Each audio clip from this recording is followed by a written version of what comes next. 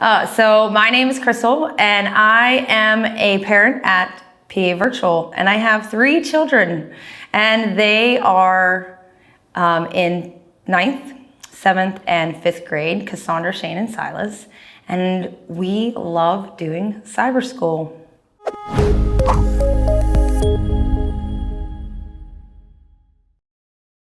So my favorite part about being a cyber charter school mom is the flexibility that we have to be able to do things. We can take our laptops and we can go different places and do school. Being able to do those things makes it a lot easier for us because we are busy people right now, and we need to be able to just pick up and go with our computers and attach to a hotspot and make it happen. No, I actually am familiar with computers, and in this day and age with our smartphones and our computers and our Xboxes and our tablets and things like that, it was extremely easy for us to learn the technology. It's very easy to apply to every class if everything's in the same place. With Blackboard, the program we use for all of our classes to get on and attend class, it's very simple. You log in, you log into class, you hit the button, it takes you into your classroom, and that's easy. If you're not familiar with computers or don't have one currently and haven't played with a computer a lot, it might be a little bit more difficult, but it's really not that difficult. It's just staying on track and keeping your T's crossed and your I's dotted and making sure that everything gets completed. So my best advice to you, if you're looking into a cyber charter school, is to look at yourself. Can you handle the stress of making sure that they're getting their homework done and not just turning it in? Can you help them with their homework? Can you dedicate the time every day to being with them in class if they need you? It's not something to be taken lightly. You have to really make the commitment to say, I'm going to help my kid learn. I'm going to learn with my kid. There are many days that I sit in my youngest kid's class and I learn stuff I should probably know, and I just don't know them. But I have to sit there and learn with him so that I can help him finish his work later on. And some of the ways that they're teaching kids to solve problems, whether it be English literature or math or science or even learning history, I can't do all of those things. So I have to sit through the class sometimes just to be able to help him later. When we started cyber schooling 5 years ago, I got a lot of kickback from my family that my kids weren't going to be socialized. And cyber schooling is not just about doing school at home. It's about doing school at home with other kids on a computer.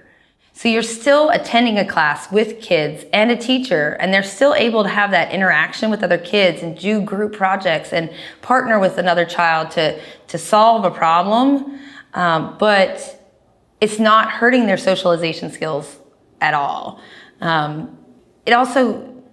With cyber schools, it also gives you the flexibility to go and do all those extra activities in your community, because now you're not sitting there doing a bunch of homework in the evening and worrying about homework and activity and dinner and things like that. You're able to have dinner done before you go to your activity because you're already at home, they're already at home. You're able to go to that activity and have fun and not have to rush home to get a bunch of homework done.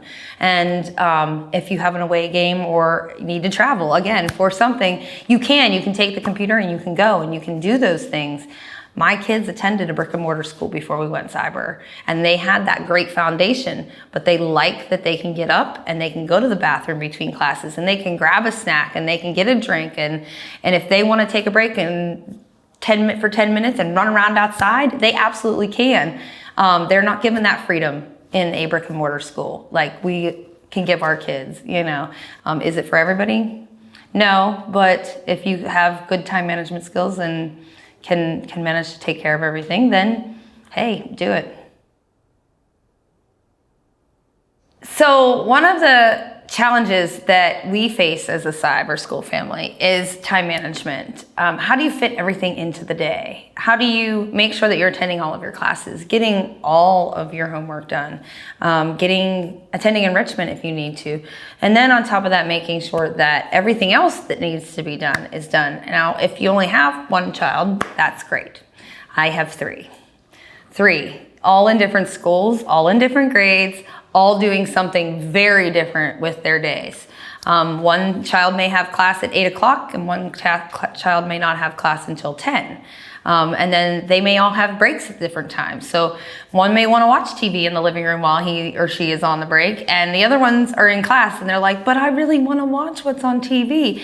So it's just making sure that everybody manages their time and uses it wisely throughout the day. You don't want to get stuck doing homework in the evening when you've been given plenty of time to do it during the day.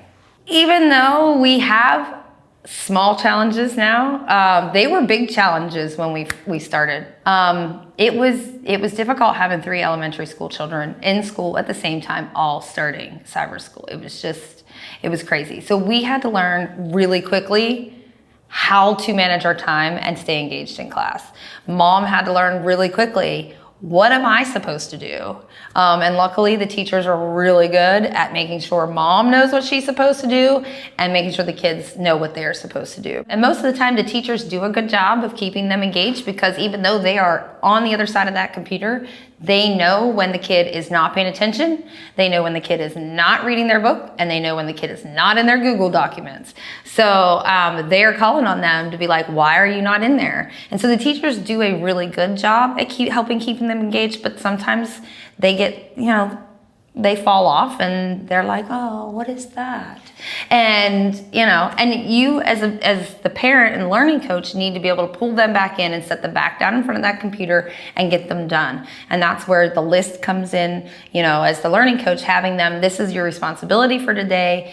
The sooner you get this done, the sooner you can go and do whatever you want. When thinking about a charter school or even a cyber charter school, we definitely looked into a lot of things. You want to make sure you look into outings, you look into educational opportunities outside of the classroom, and really put your feelers out there to find out what is going to be the best for you. There's a lot of opportunities within the school to do a lot of different things, and you just want to make sure that you make the best choice.